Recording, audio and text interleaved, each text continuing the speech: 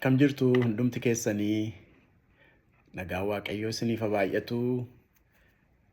Har'a torban kana akka lakkoofsa waldaa kiristaanaa keessatti ilaalamutti torban kun torban qulqulluu jedhamee beekama. Torban dhiphina gooftaa jennaa. Nun warri biyya kanaa immoo Holy Week jedhanii waamu. Torban kana keessaa torban kun kan ittiin jalqabame sanbata guddaa darbee waldaatti wal ga'anii damee muka meexxii ittiin ayyaaneffatu biyya kanatti. Torban sanbata guddaa isaa du'aa ka'uu fuuldura jiru jechuudha. Palm Sunday yookaan sanbata guddaa isa muka meexxii ittiin ayyaaneffatan kun waldaatti. Waa'ee isaa xinnoo jechuun barbaade hunduma keenyaa fi hin beektan jedheetu hin taane inni maal argisiisaa damee muka meexxii biyya keenyattis immoo beekna akkaatti damee muka meexxii waldaa amantiidhaa wajjin wal qabsiifamee baala muka meexxii bifa fannootiin hojjetamee addatti kaa'achuun jira. Dameen muka meexxii akka waldaa amantaa kiristaanaatti Iyesuus Kiristoos isanni gad of deebisee ilmoo harreerra taa'ee Yerusaalemiin naqee damee muka meexxii cabsatanii namoonni akka uffata isaanii hafanii fi hosaa'inaa jedhanii isa simatan kan argisiisudha. Yesuus Kiristoos gad of deebisee ilmoo harreerra taa'ee Yerusaalemiin isanni ittiin gale sanaa jechuudha. Egaa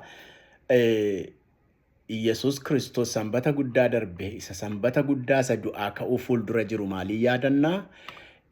Iyesuus Kiristoos gad of deebisee tajaajiluudhaaf gara biyya lafaa kana isa dhufe.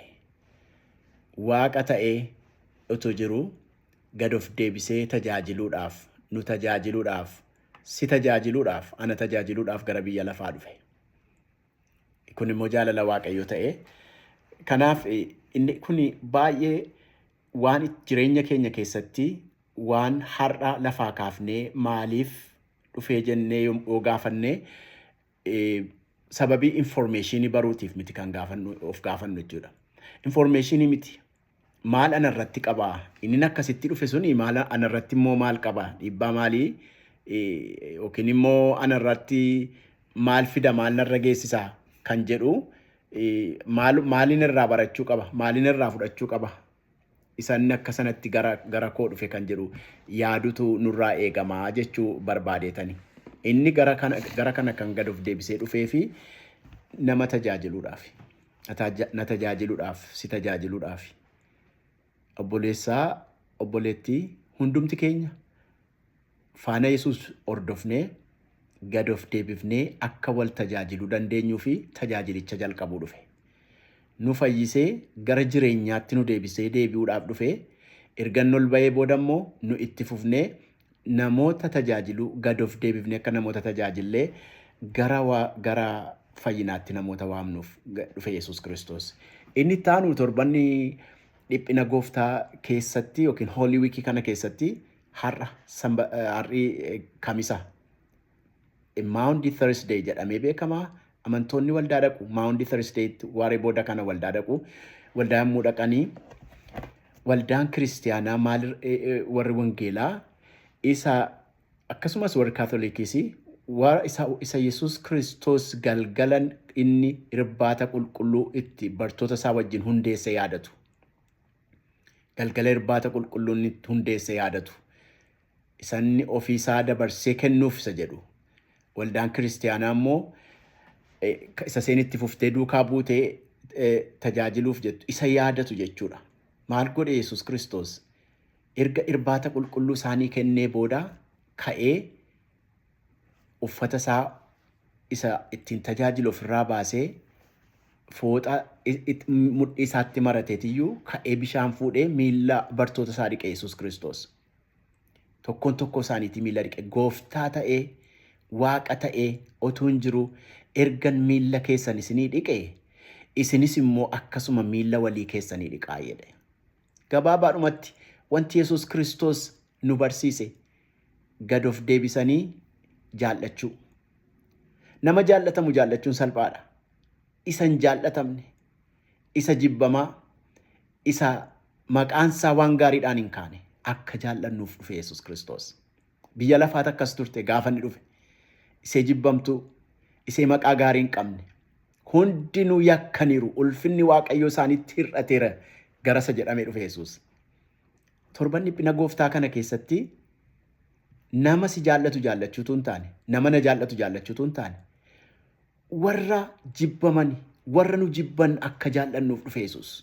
Warra nu jibban akka jaallannuuf Waaqayyo laphee keenya torban inni itti banu akka ta'utti torban dhiphina gooftaatti kadhati isin kadhattan tokko inni guddaan yaa Waaqayyo warra na jibban akkan jaalladhu na gargaari. Warra narratti of tuulanii akkan gadi jedhee tajaajilu na gargaari. Anis akkan isaan irratti of tuuleen deebifne, anis akkan isaan irratti of jajeen deebifne, anis akkan isaan caaluuf hin dorgomne, akkan gadi jedhee tajaajiluu danda'u nama hundumaa garaa tajaajilu naa kenni jennee Waaqayyoon kadhachuu qabna. Isa kanaaf dhufe Yesuus Kiristoos. Jaalala Kiristoos ittiin si jaallate dabarsitee ittiin akka nama gara biraa jaallattuuf dhufe Yesuus. Jaalalli Kiristoos obboleessa isaa, obboleettii isaa, fira isaa, dhiiga isaa jaallachuudhaaf dhufe miti. Orma nama biyya ormaa, warra biyya lafaa, warra Waaqayyo irraa fagaatan, warra Waaqayyotti dugda galan, warra kophaa galan, warra Waaqayyoon wal dhaalanii uumaa hojii harka Waaqayyoo ta'aniitu jiranu jara gargaaruudhaaf dhufe Yesuus. Torban kana Waaqayyo garaa tajaajilu nuuf kennu. Garaa gaddeebi'ee tajaajilu nuuf kennu Waaqayyo. Namoota hundumaa, namoota namni jibbe akka jaallachuu dandeenyu, warra si jibban akka jaallachuu dandeessu waamicha sii godha. Faana Yesuus Kiristoos duukaa buutee akkuma inni gad of deebisee tajaajilu gara biyya lafaa dhufe, atis akkuma kana gad of deebistee tajaajiluudhaaf torban kana mata duree kadhata keenyaa nuuf haa ta'u firoota ko. Waaqayyo nu haa gargaaru. Nama nu jaallatu jaallachuun salphaadha. Nama nu jibbu jaallachuun hamaadha, ulfaataadha, gadaantummaa fakkaata. Kiristiyaanummaan garuu nama nu jibbu, nama nu tuffatu, nama nurratti hamaa yaadu jaallachuudhaaf waamamne malee warra nu ho'isan, warra nu jaallatan jaallachuudhaaf waamamne miti.